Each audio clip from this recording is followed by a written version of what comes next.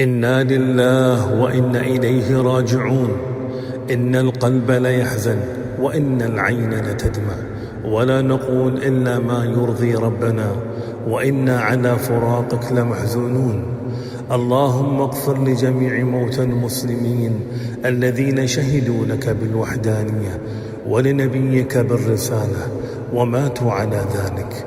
اللهم اغفر له وارحمه وعافه واعف عنه وأكرم نزله ووسع مدخله، واغسله بالماء والثلج والبرد، ونقه من الذنوب والخطايا كما ينقى الثوب الأبيض من الدنس. وارحمنا اللهم برحمتك إذا صرنا إلى ما صاروا إليه. اللهم اغفر له، اللهم اغفر له وارحمه برحمتك يا أرحم الراحمين.